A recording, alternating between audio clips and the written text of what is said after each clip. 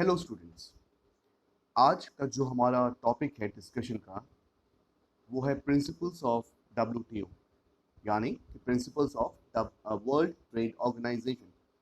अब ये particular principal ये कहता है कि जो भी फंक्शंस हैं डब्ल्यूटीओ के वो किन प्रिंसिपल्स पे आधारित हैं, वो किन प्रिंसिपल्स पे बेस्ड हैं। तो सबसे पहला प्रिंसिपल है ट्रेड विदाउट डिस्क्रिमिनेशन।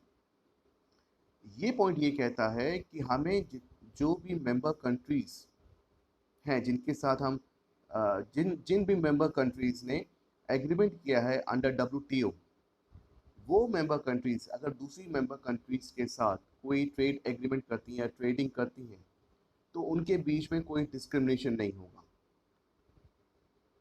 हम एक कंट्री का एग्जांपल लेते हैं। They are two countries A and B. A जो है वो बी के साथ ट्रेडिंग कर रही है, तो ए को बी से इक्वल ट्रीटमेंट करना होगा। वो बी को on the basis of the status that कि वो बी कंट्री रिच है कि पुअर है, वो बहुत ताकतवर देश है कि बहुत कमज़ोर देश है, इन बेसिस पे उसको ट्रीट नहीं करना पड़ेगा। तो अगर किसी भी कंट्री का कोई ट्रेड एग्रीमेंट है किसी दूसरी कंट्री के साथ, तो वो वही रूल्स फॉलो करेगी जो बाकी देशों के साथ फॉलो करती है। तो there should be no discrimination on the basis of the status of the country. And जो कंट्री एक कंट्री के साथ एक ट्रीटमेंट करती है वही ट्रीटमेंट उसको बाकी मेंबर कंट्रीज के साथ करना पड़ेगा। तो ये होता है आपका मोस्ट फेवर्ड नेशन। हम किसी भी देश को मोस्ट फेवर्ड नेशन का दर्जा नहीं देंगे, हम हर एक देश को इक्वली ट्रीट करेंगे। तो this is the first point under trade without discrimination. दूसरा है treating foreign and local goods equally. अगर हम चीज़ें इंपोर्ट कर रहे हैं, हम गुड्स को इंपोर्ट कर रहे हैं दूसरे देशों से, अपने देश में मंगा रहे हैं, या हम गुड्स को लोकली प्रोड्यूस कर रहे हैं, तो हम दोनों ही कैटेगरीज में दोनों ही चीज़ों को इक्वली ट्रेड करेंगे। ऐसा नहीं है कि अगर हम अ, बाहर के देशों से अपने देश में सामान मंगा रहे हैं तो हम उसको ज़्यादा वेटेज देंगे, ज़्यादा इंपॉर्टेंस देंगे, या हम अपने लोकल गुड्स को ज़्यादा वेटेज देंगे as compare to the importing goods. अगर हम ऐसा करते हैं तो कहीं ना कहीं हम अपने अ, जो इक्वल ट्रीटमेंट वाली ट्रीटी है उसको हम ऑब्लाइज नहीं करेंगे। The foreign goods should be treated in the same way as the domestic good and the vice versa. अगर हमारे देश में कोई चीज़ आ रही है तो उसको भी इक्वली ट्रीट किया जाएगा। That means foreign goods imported to your country and the local goods produced in your country should be treated equally। उन दोनों के साथ हमारा जो व्यवहार होगा, उन दोनों के प्रति जो हमारे एक्टिविटीज़ होंगी वो एक जैसी होनी चाहिए। ये आता है आपका ट्रेड विदाउट डिस्क्रिमिनेशन में दूसरा पॉइंट। इसमें दूसरा पॉइंट ये है कि फ्री ट्रेड। जो डब्ल्यूटीओ है उसका मेन पर्पस है economic development with the help of trading activities. WTO free trade को प्रमोट करता है एंड जितने भी मेंबर कंट्रीज हैं वो फ्री ट्रेड को और ज़्यादा इनिशलाइज कर सकते हैं और ज़्यादा इंकरेज कर सकते हैं जब वो अपने देश में जो ट्रेड बैरियर्स हैं उनको मिनिमम कर दें। हर देश कुछ ना कुछ ट्रेड बैरियर्स लगाता है। ट्रेड बैरियर्स लगाने से क्या होता है, दूसरा देश उस देश के साथ इतना ईजिली ट्रेड एक्टिविटीज़ में इन्वॉल्व नहीं हो पाता है। अगर जितनी भी मेंबर कंट्रीज हैं under that comes under WTO वो अपने ट्रेड बैरियर्स को बहुत ज़्यादा लिबरलाइज कर दें। लिबरलाइज करने का मतलब है उसमें जो स्ट्रिक्टनेस है, उसके जो लॉज हैं उसको कम कर दें, रूल्स एंड रेगुलेशंस को कम कर दें, टैरिफ्स को कम कर दें, इंपोर्ट बैन्स को कम कर दें, कस्टम ड्यूटीज़ कम कर दें।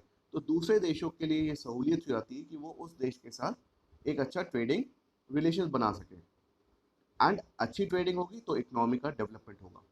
This is your second point. Third point है प्रिडिक्टेबिलिटी एंड ट्रांसपेरेंसी। किसी भी मेंबर कंट्री के साथ कोई भी बिजनेस करने के लिए बहुत ज़रूरी है कि जो भी उनके बीच में एग्रीमेंट्स हो रहे हैं, जो भी उनके बीच में एक्टिविटीज़ हो रही हैं, वो ट्रांसपेरेंट रहें एंड वो लंबे समय तक कंटिन्यू करें, उसमें स्टेबिलिटी हो। अगर कोई देश अपनी जो ट्रेडिंग पॉलिसीज़ हैं उनको बहुत जल्दी जल्दी चेंज करेगा, उसमें स्टेबिलिटी नहीं है, अगर अपने ट्रेड बैरियर्स को वो बढ़ा देगा तो उस देश के साथ काम करना बाकी देशों के लिए थोड़ा मुश्किल हो जाता है। तो it is easy and it is required by the countries कि वो अपनी एक्टिविटीज़ एंड अपनी पॉलिसीज़ में स्टेबिलिटी लाएं एंड ट्रांसपेरेंटी जो ट्रांसपेरेंसी है उसको मेंटेन करें, ताकि दूसरे देश के जो मेंबर कंट्रीज़ हैं, दूसरे देश मेंबर कंट्रीज़ हैं, उनके लिए ईजी हो, उनको ये समझने में ईजी हो कि अब 5 साल तक 10 साल तक इनके जो ट्रेड पॉलिसीज़ हैं उसमें कोई चेंजेस नहीं आएंगे। तो वो एक तरीके से लॉन्ग टर्म रिलेशंस मेंटेन होता है और काम करने में आसानी रहती है।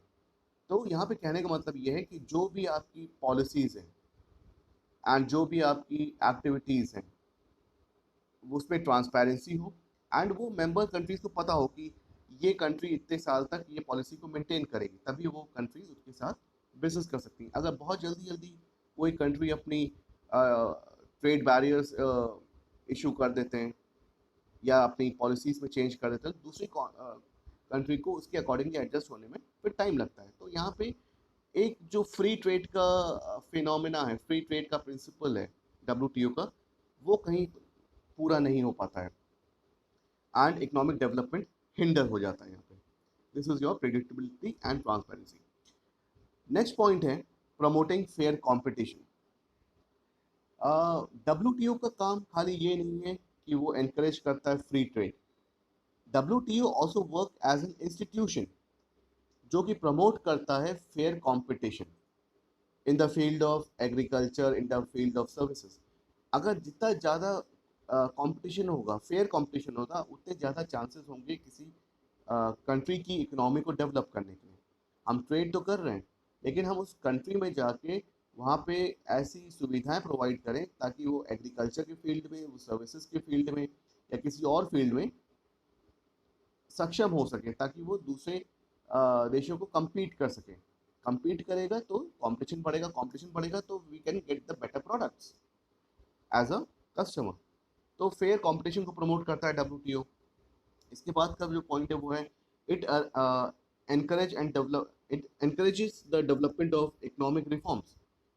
जो भी हमारी डेवलपिंग नेशंस हैं, डब्ल्यूटीओ उनके ट्रेड में कंसेशन प्रोवाइड करता है या उनको एक हेल्प प्रोवाइड करता है अपने एग्रीमेंट्स को इम्प्लीमेंट करने के लिए, कि वो जो ट्रेडिंग एक्टिविटीज़ है उसको और अच्छे तरीके से फॉलो कर सकें। जो डेवलप्ड नेशंस हैं उनके पास तो अपना एक इंफ्रास्ट्रक्चर है ताकि वो इस सारी एक्टिविटीज़ को फुलफिल कर सकें, लेकिन जो डेवलपिंग नेशंस हैं उनके पास इंफ्रास्ट्रक्चर की कमी होती है, उनके पास सपोर्ट की कमी होती है, उनके पास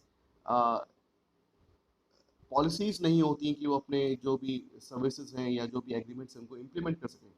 तो डेवलपिंग नेशंस के इकोनॉमिक रिफॉर्म्स को सुधारने में एंड उनको प्रमोट करने में हमारा डब्ल्यूटीओ बहुत हेल्प करता है, apart from providing free trade. This is your principles of WTO. Thank you.